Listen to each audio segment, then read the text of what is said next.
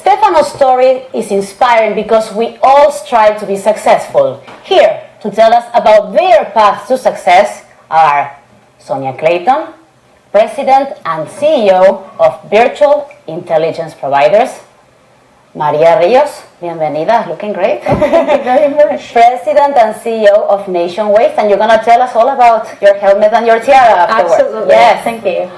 And then Alex López Negrete, bienvenido, the President and CEO of López Negrete Communications. Bienvenidos. Gracias. Gracias. Thank you. Thank you. So, the three of you, something that I love is that the three of you are not only entrepreneurs and successful businessmen, but you are, and businesswomen, but you are self-made. So my question to you is, being a Latino, has it been an advantage or a disadvantage, Sonia? I think it's been an advantage for me because of my upbringing. We come through, or in my case, I grew up in Latin America. I was born in Colombia. I grew up in poverty in Venezuela, and I came through a lot of adversity. And when I came here, I found things to be rather easy in many ways because of the number of challenges that I had to encounter. Mm-hmm. So it's been an advantage. Definitely. For you, Alex, I bet that It's been an advantage for your sure. cultural heritage plays a big part in your career. Yeah, because it is what we do, right? I mean, we connect corporate America with Hispanic America, and if you're not Latino, you really don't know how to do that, right? But I also believe that as an entrepreneur, being Latino gives you a different perspective. It gives you a different way of looking at the world, a different way of looking at communications, and of course creativity. So, I mean, I am Latino by birth, and it's been Hasta el wonderful hueso. thing. Hasta el hueso. Maria, and you, tell me, has it been an advantage or a disadvantage? And before that, of course, show off your tiara and your helmet, because this is a lady that knows that trash is your treasure, right? Absolutely. Well, thank you for having me, and I'm so thrilled and honored just to be here. Thank you for the invitation and sharing, stage with these phenomenal entrepreneurs.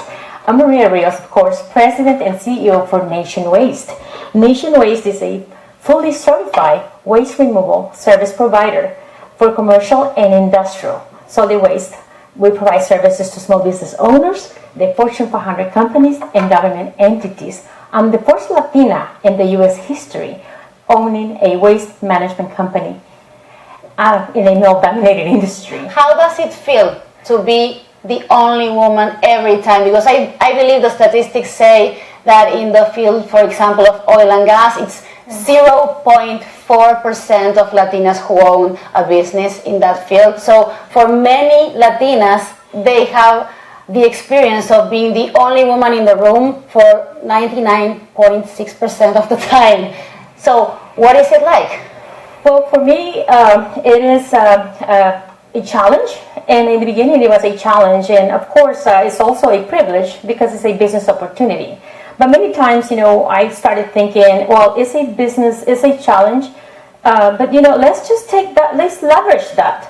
Take advantage of that, being the first woman in the waste industry, and leverage it's all about business. So I took advantage of that, and basically it's been a great opportunity just to be the only Latina in the waste industry. Not only the queen. Oh. The queen. We have royalty in the studio, and I didn't know. and I'm so proud, and I feel privileged that the American and national media name me the queen of trash. So for me, a round of applause for the queen of trash. that's a great honor. Yes. I turn trash into treasure, and I make millions hauling waste. And that, you know what? And that is a mindset, because I think the three of you have had a chance and the vision to look in your reality and find opportunities where other people, maybe they don't see that opportunity. Sure.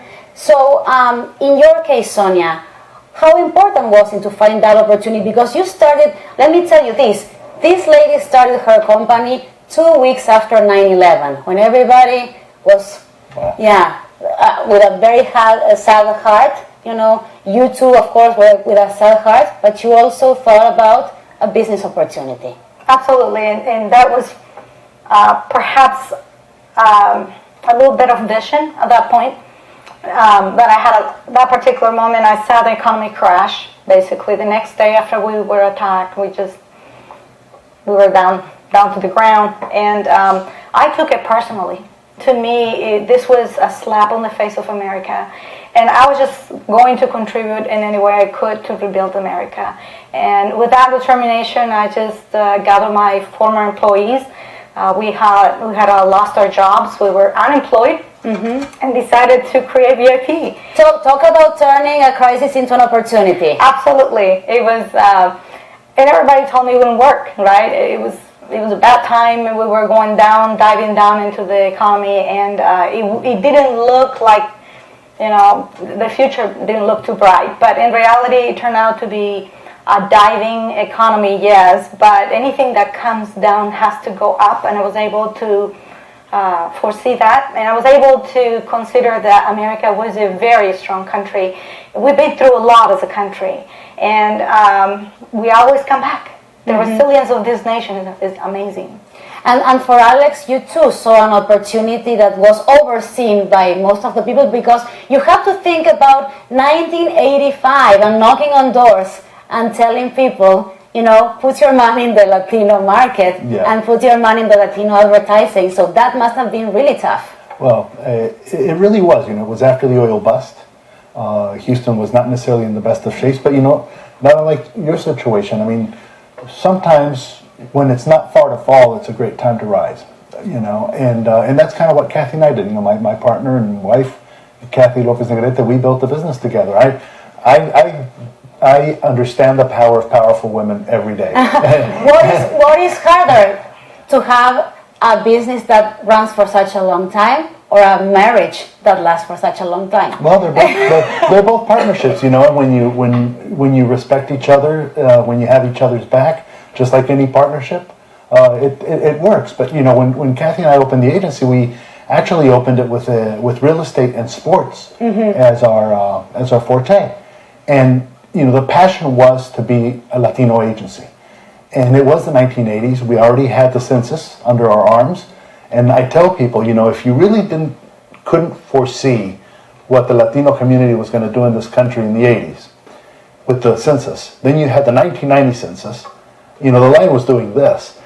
I'll tell you, if anybody's surprised that the Latino community today represents $2.13 trillion of GDP. If the Latino community was a standalone economy, it would generate does generate $2.13 trillion of GDP, which would make it bigger than India. Wow. Okay? So when America's an interesting thing, because when you talk business, which I'm sure you had to do, when you talk facts, when you really say, here's the black and white and irrefutable business case to market to 60 million Latinos, corporate America has this tendency to go, oh, I'm interested. And when we talk about Latino-owned businesses are the fastest growing segment right now.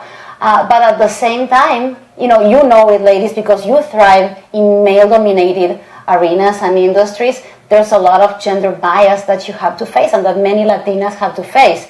And we grew up with many sayings in our back in the day, saying that calladita te ves más bonita, and we know that women, well-behaved women, rarely make history. So how do you go to a room and stand up for what you believe in, knowing that maybe there are stereotypes in the middle of this perception when you're pitching? Well, I just feel that I'm the proof living American dream. I came to America at 13 from El Salvador because of a civil war. And I finished school, graduated from University of Houston, and created this business plan and founded my own business in a male-dominated industry. But what I didn't know is that whenever I saw these contracts still under Mario Rios, not Maria Rios. Mario is looking fabulous. Exactly, with lipstick and high heels. But what I did at the time, you need to learn how to take the BS with dignity. Sign that contract, because that's what you're after. Exactly. Your eye on the ball. Absolutely. All the time. Keep the eye on the prize. Uh-huh. Absolutely. How about you? Poison confidence. I found myself, my industry is technology, specifically to the oil and gas industry. So I not only have to deal with technology terminology, technology principles, engineering principles of technology, but I also have to deal with everything pertaining to oil. It's male and male everywhere you look at it. So what are the biggest, you have to go there and ask for money for either Latino businesses, Latino brands, or multicultural budgets. So what is the biggest misconception that you face when you're trying to pitch these ideas or to pitch these projects for the Latino community? Well, for me, I'm in the waste industry. It comes so easy to work and partner actually with large corporations in America. And so in reality, with all the certifications, like in my industry, it comes easy, hand in hand, because they have something for me, I have something for them. So in your arena, you don't feel like there's much of a prejudice.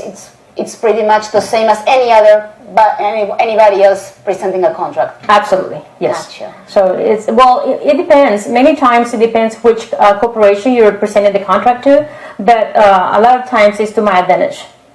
Alex? Well, I mean, for us, it's a little bit of a double thing, because first, as a Latino-owned, privately held enterprise, you face, or at least we faced early on, was, can you do the job? Do you have the resources? Do you have the expertise? Do you have the tools? You have to demonstrate that you do. I mean, there's no shortcut.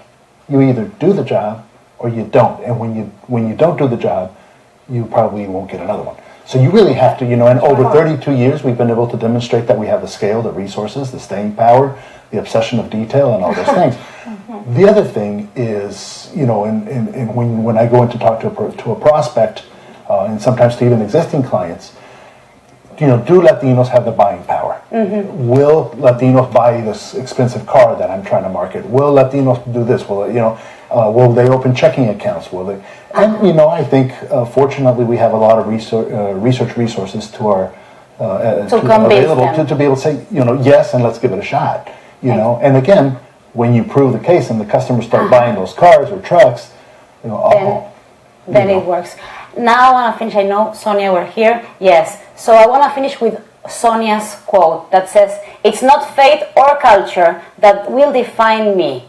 It's me and my own power." And I think the three of you are a true example that this can be accomplished. So thank you very much. Now let's check in with our digital studio, Aurora. What are you hearing from folks? Thanks, Gabby.